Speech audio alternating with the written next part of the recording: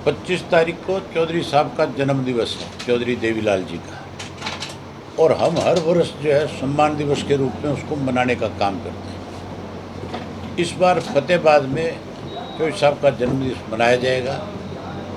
और चौटाला साहब का एक प्रयास रहा है कि आज इस देश के अंदर गैर कांग्रेस और गैर बीजेपी के एक ऐसा तीसरा मोर्चा बने, जो मोर्चा बनने के बाद लोगों में एक भरोसा जीतने का काम करे। लोग आज कांग्रेस से भी, कांग्रेस की तो आपसी कड़े की वजह से दुखी है और भाजपा के गलत निर्णयों की वजह से लोग आज भाजपा से किनारा कर रहे हैं। पूरे देश के लोग बदलाव चाहते हैं, लेकिन बदलाव के लिए उनके सामने आज कोई ऐसा विकल्प नहीं है तीसरा, जिसकी वजह से लोग कहीं इकट्ठे होकर के अपना वोट उनको डाल करके सत्ता परिवर्तन करने का काम करें।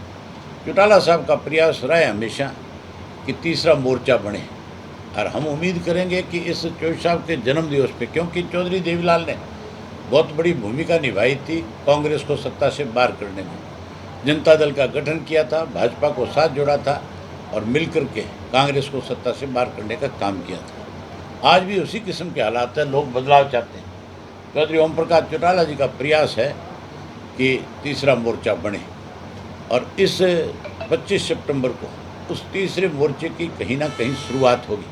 मैं ये तो नहीं कह सकता कि हर हालत में तीसरा मोर्चा उसी दिन ही बन जाएगा, मोर्चा बनने में तो समय लगेगा, लेकिन एक शुरुआत हो जाएगी। उस दिन हमारे देश के बड़े नेता जो है चौधरी देवीलाल के प्रति जहाँ अपने श्रद्धा सुमन अर्पित करने आएंगे, वहीं लोगों में ये संदेश देंगे कि अब हम इकट्ठे होकर के इसको सत्ता से बाहर करेंगे भाजपा को, जिसमें शरद पवार आएंगे, शरद पवार के साथ साथ अपने नीतीश कुमार जी आएंगे, फारूक अब्दुल्ला साहब आएंगे, देवगौड़ा साहब आएंगे। उसके अलावा हम राव चंद्रशेखर जो है चीफ मिनिस्टर तेलंगाना, उनको निमंत्रण दे रहे हैं, बुला रहे हैं। मुझे उम्मीद है कि वो भी आएंगे, और लालू प्रसाद यादव के बेटे तेजस्वी यादव आएंगे। इस तरह से सरदार प्रकाश सिंह बादल जो है वो भी आएंगे। इस तरह के जो नेता है वो सारे इसमें आएंगे, और उससे एक संदेश जाएगा देश में कि अब अगले 2 साल के अंदर तीसरा मोर्चा पक्का मजबूती के साथ खड़ा होगा और भाजपा सत्ता से बाहर हो जाएगी। आप बता रहे थे कि नीतीश कुमार के साथ में चौटाला साहब की मुलाकात, आज मुलाकात थी चौटाला साहब की, लेकिन नीतीश जी का आज कार्यक्रम अचानक, उनका कोई डॉक्टर से मेडिकल होना था, वो लेट हुए, उसकी वजह से आज उनका कैंसिल हो गया। लेकिन कल 4 बजे चौटाला साहब से नीतीश कुमार जी मिलने आ रहे हैं घर पे। कल मुलाकात होगी, आज की बजाय वो कल पे चलेगी, कल मुलाकात होगी। कांग्रेस को जगह कांग्रेस तो आज आप देख नहीं रहे कांग्रेस की हालत क्या है।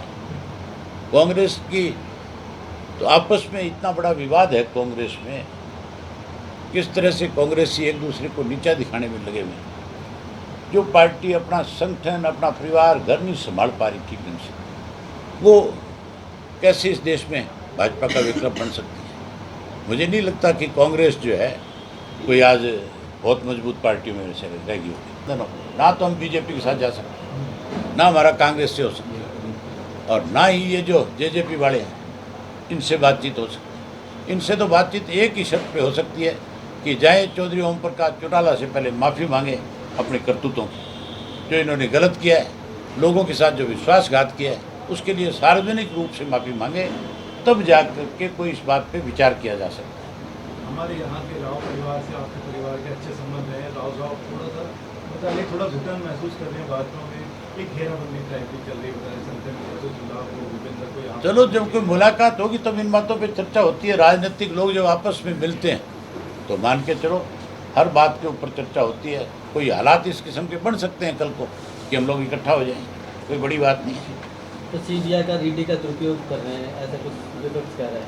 अब अपनी पार्टी पर तो कभी कार्रवाई की नहीं, विपक्ष पर ज़्यादा कर रहे हैं। जितना सीबीआई को, ईडी को हमने भुगता है, इस देश में शायद किसी ने भुगता होगा। सरकार ने जितना बड़ा दुरुपयोग इसका किया है, आने वाले समय में भाजपा के लोगों को इस ईडी का, इस सीबीआई का और इस इनकम टैक्स डिपार्टमेंट का सबसे बड़ा सामना इन्हीं को करना पड़ेगा। सत्ता किसी की बेपोती नहीं है, सत्ता बदलती रहती है, सत्ता बदलेगी, और बदलेगी तो फिर इनके जो गलतियों के कारनामे सजा इनको सबसे ज़्यादा मिलेगी। मुख्यमंत्री 1800 एकड़ ज़मीन है जो आपके गुड़गांव के साथ लगती है मानेसर की, जो ज़मीन किसानों की थी, किसानों के पास थी, किसान जिस पे खेती कर रहा था, अब उस ज़मीन को ज़बरदस्ती ले रहे हैं। और मुख्यमंत्री से जब डेलीगेशन मिला तो मुख्यमंत्री का जवाब जो था वो आश्चर्यजनक था। वो कह रहा था कि मैं ये ज़मीन आपसे लेकर के प्रदेश के ऊपर जो 3 लाख करोड़ का कर्जा है उसको उतारने का काम करूँगा। वो किसान की बेशम कीमती ज़मीन को कौड़ियों के दाम पे लेकर के उसको बेच करके प्रदेश को कर्ज मुक्त करना चाहता है। उससे पूछने वाला हो कर्जा लिया क्यों था, किसने कहा कर्जा लेने के लिए, क्या ज़रूरत पड़ी थी कर्जा लेने की, और कर्जा लिया तो पैसे का सदुपयोग कहाँ पे किया, कहाँ खर्च किया, वो बताए तो सही मुख्यमंत्री। इस बात पे श्वेत पत्र जारी करे कि मैंने जो कर्जे के रूप में पैसा लिया है उसको लोगों के बीच में सुविधाएं देने के ऊपर खर्च किया, लोगों को सुविधाएं नहीं दी। इन्होंने तो अपने ऐशो आराम के लिए कर्जा लेने का काम कर रहे हैं।